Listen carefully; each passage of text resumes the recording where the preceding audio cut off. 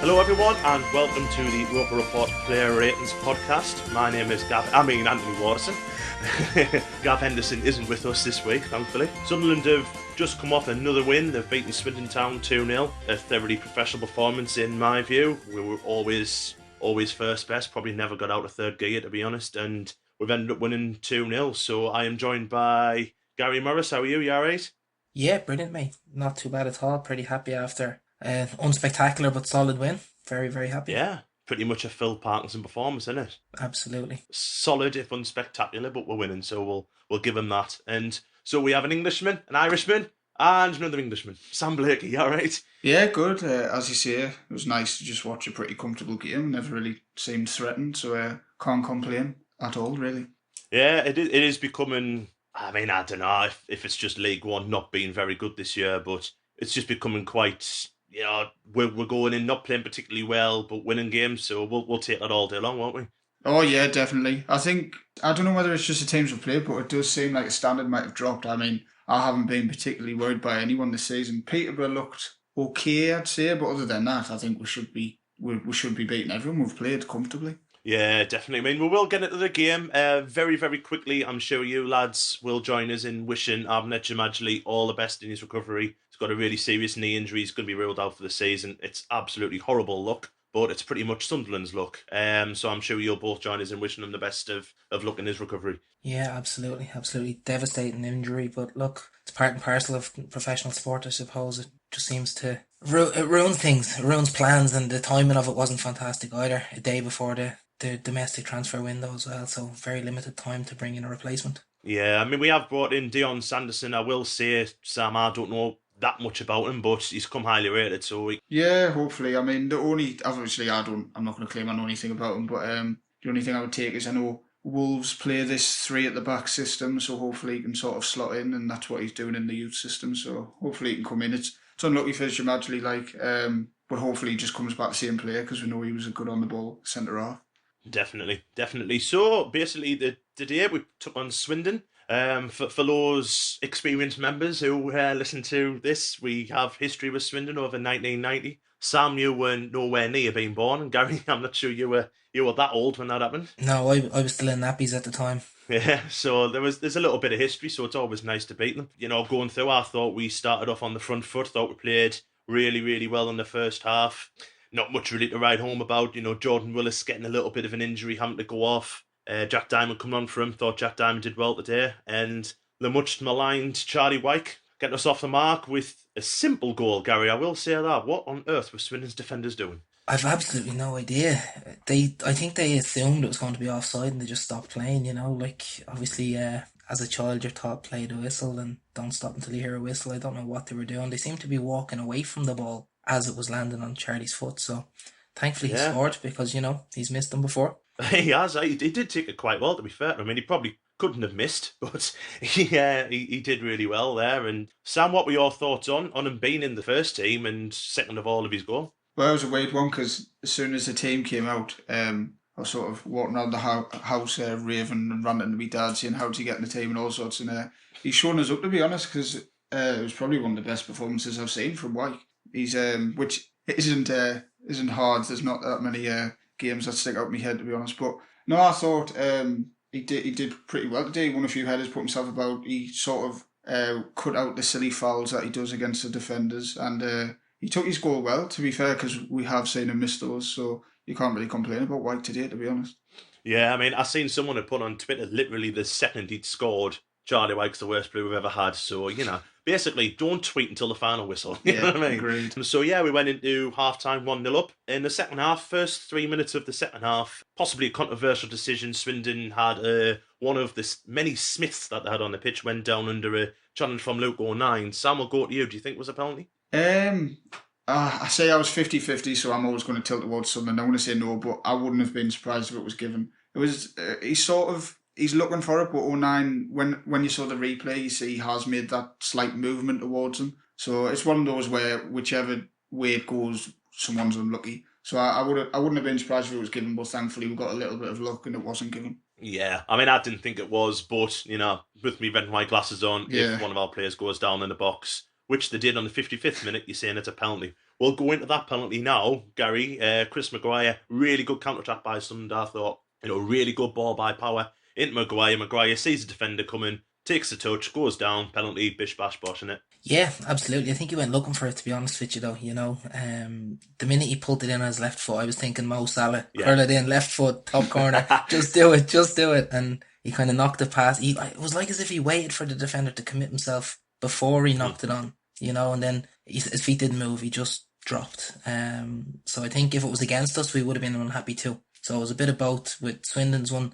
Again, you're happy if it goes for you, unhappy if it goes against you. I think with Maguire's, it wasn't as dead set from the two viewings I had of it. So everybody's going to have their own opinions though. And then he dispatches a penalty with great confidence, doesn't he? Really good penalty, despite Swindon's goalkeeper trying to dig a hole in the turf, which I've not seen since the 80s, so there we go. Then we saw the game out, didn't we? Sort of, it was 2-0, quite comfortable until probably the end. They had a last-minute kind of save through Lee Burge, who did his best not to save it, but it came out another clean sheet. I mean, that's got to be good, lads, hasn't it? I'll ask both of you that. We'll go with Sam first. Another clean sheet for Sunderland. I mean, we're going to be very, very hard to beat this season, aren't we? Yeah, I think that's our philosophy now, because since we came down to League One, it's always been a question of what's the plan, what's the plan B, but I think now we've got a bit of an identity, and it might not be as good to watch as we have been, blowing teams away, but when you're going into every game thinking we've got every chance of keeping a clean sheet here unless we get unlucky,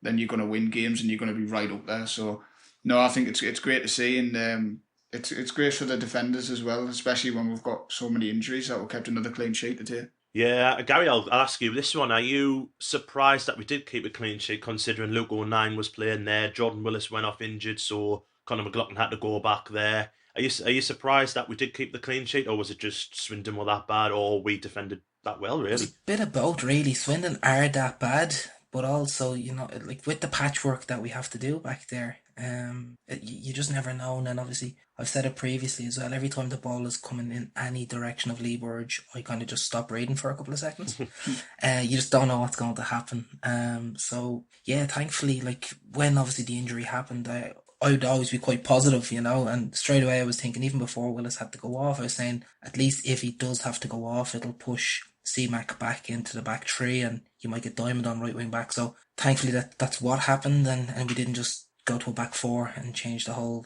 I think if we had gone to a back four after 20 minutes, it may have thrown the whole system off. So thankfully he done the expected move when, what would you say? I suppose the expected move isn't always the one that we get with Sunderland. No. Especially with Parkinson, that's for sure. We didn't make any more subs until the 88th minute, Sam. Are you a little bit surprised with that, considering how easy the game was going our way? It would have been nice to see Greg or Graham getting on to try and get them a goal. Yeah, I thought exactly that. I thought I expected to see Greg because he hasn't been involved as much lately. I know he's come back from an injury, but with Wyke having a good game, I thought it would have been good to bring him off, get Greg on. But Parkinson's known for this. I remember towards the end of last season, especially. It's all right when you're winning games like today, but in games where you need change to inspire people, and we're sitting there watching the minutes tick over and he doesn't make them, but I think he's just got faith in the people on the pitch. So you can't like I say, you can't complain on a day like today when you're comfortable, and we could have had 9 men at one point and we would have won. So it's something to look into for the future, though, how he doesn't always look to his bench. Yeah, I mean, Gary, I'll ask you this. Were you surprised that maybe Greg never went in the transfer window, considering he looks as if he is out of favour now? Who's going to pay his wages?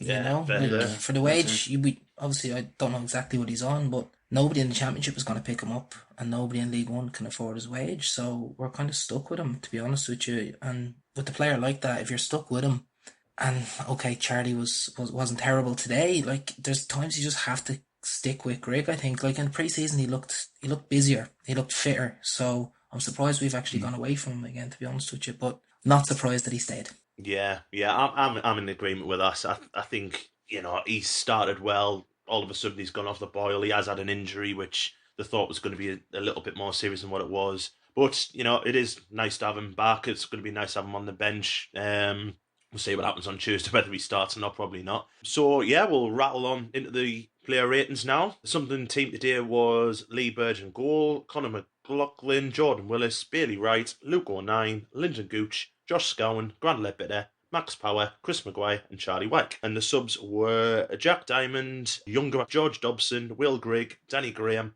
Remy Matthews and Aidan O'Brien. So I will start off with Lee Burge. I've given him a 6. I thought everything he had to do, he did well today. He didn't have that much to do because, Swindon I thought were poor and they didn't really have any threat to him bar the last minute where, the shot comes in. He does kind of palm it straight out, but the game was over by then. So I've given him a 6. I don't know if any of you disagree with that one. No, I was the same with a 6.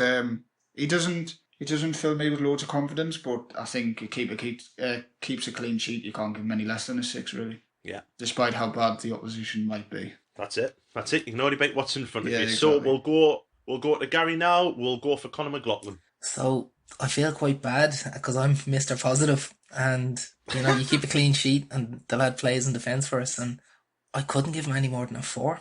Yeah, Wow. really. And reason being, every time he had the ball, he either gave it away or passed it back to Lee Burge. There was one time that he went laterally into Bailey Wright. Other than that, he provided absolutely nothing. He gave the ball away and was just generally quite poor. He hasn't played for us in quite a while, and it showed.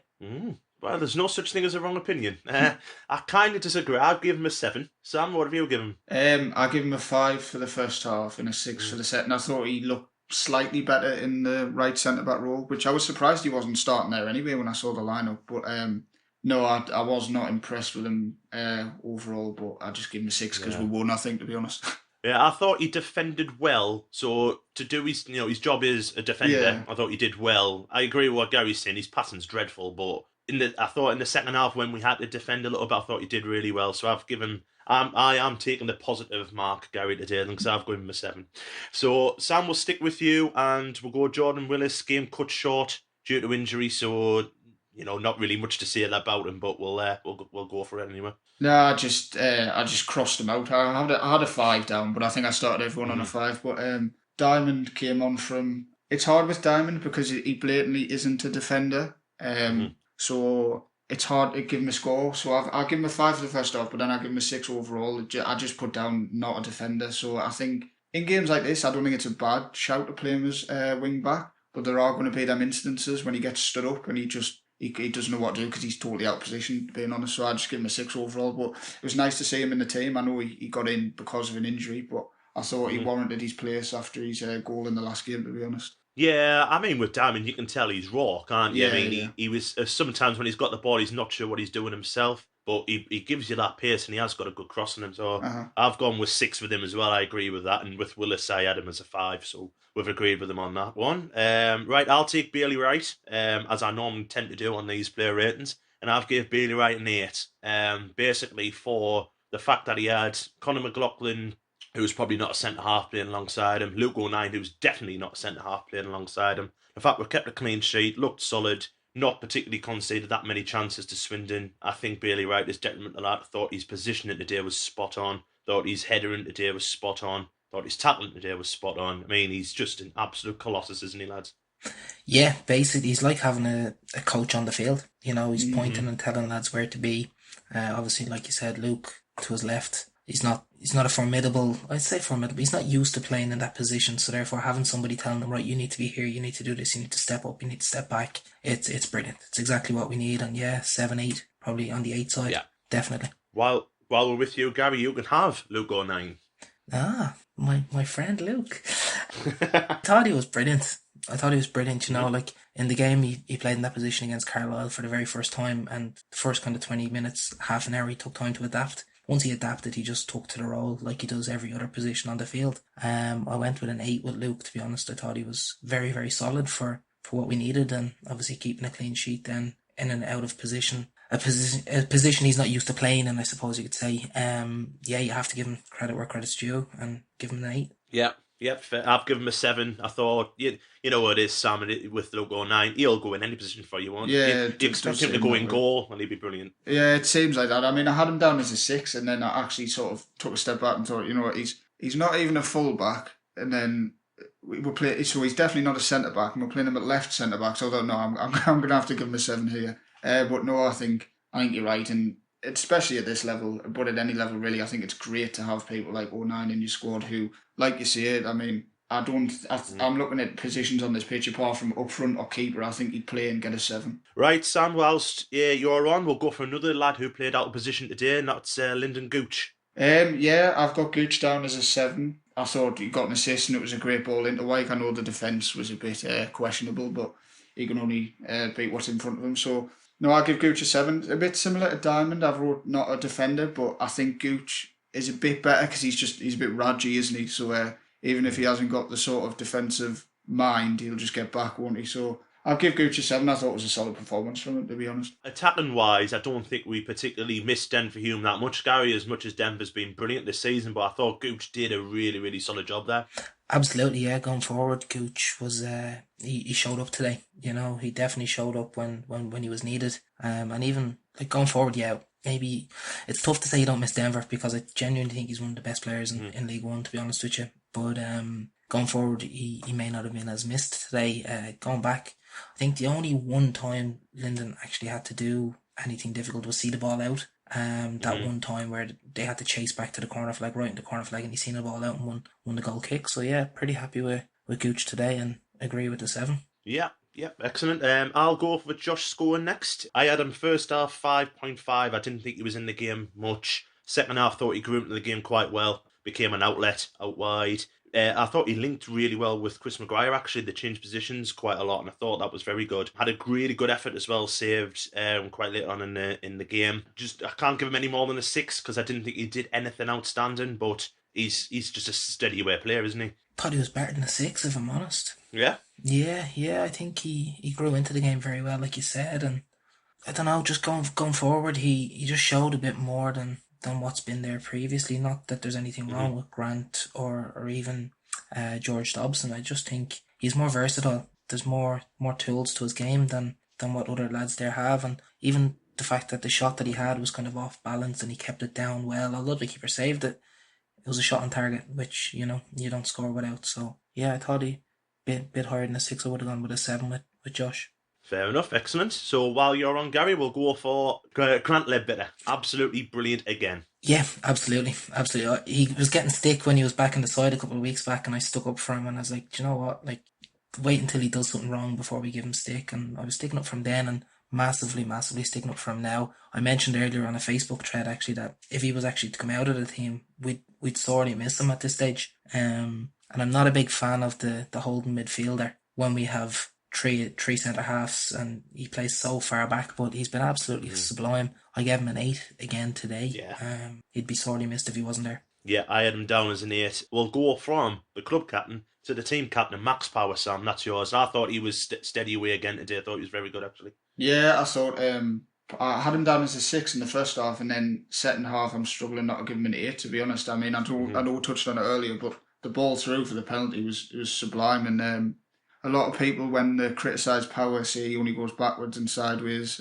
So to play a pass like that was unbelievable, to be honest. So no, I thought he was solid. Power's never going to really set the game alight, as he's there to do a job, and I think he does his job very well. And I do think we're missing when he's not in the team. And it's weird because you look at the 11 and you see Scowen, Power and Ledbetter and the 3 centre-halves, and you think, oh, how defensive. But it does seem to be working. And I think if you take either Power or Ledbetter out, we do miss something. So I think Power, I'm going to give him an 8 then. Yeah, hard not to disagree with that. Hard not to disagree. I've gone down as a 7, but an 8 is fair as well. So I'll go on to Chris Maguire, scorer of the second goal, probably maker of the second goal to win the penalty. Thought it was a lot better from him today. I think it was probably his best performance of the season. He looked very, very sharp. Like I said, did very well to win the penalty. Scored it with aplomb. Basically just a typical Chris Maguire. I mean, I always think with Maguire, he likes to play in front of the fans, but today with no fans there, he still proved he's an excellent footballer. So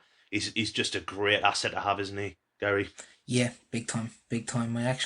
I was saying to myself as well, he got an elbow early on and he got kicked. I was like, he's going to score today. They're the kind of games where it's under his skin.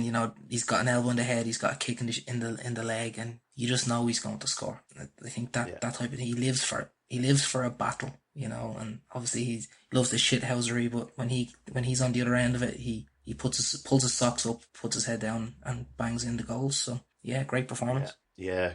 Sam, that's, like I said, probably his best performance of the season, do you think? Yeah, I'd agree.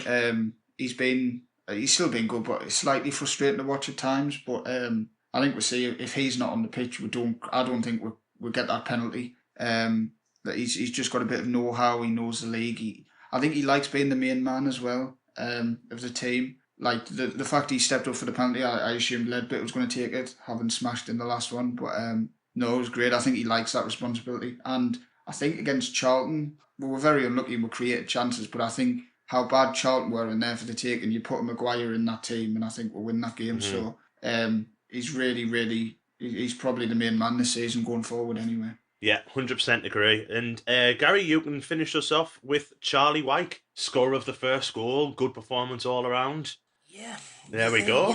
Good performance. I'm still on the fence, and the reason being, I know Sam touched on saying that he's not giving away as many fouls. There's at least 4 or 5 fouls today where the defender's facing his goal, and Charlie doesn't know where the breaks are and just runs into them and just knocks them over. It gives a silly foul, because we seen when they had to play it out today, they were absolutely dire. To be fair, sorry to interrupt you, mate, but to be fair, the first thing I did put in my match stats was 450 Wyke foul.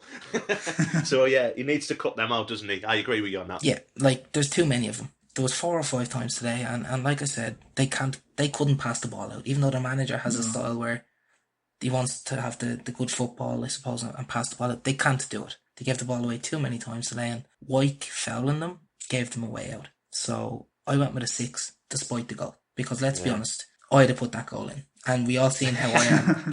We seen me on the Stadium of Light pitch. I fell on my face, right? I would have scored that goal today.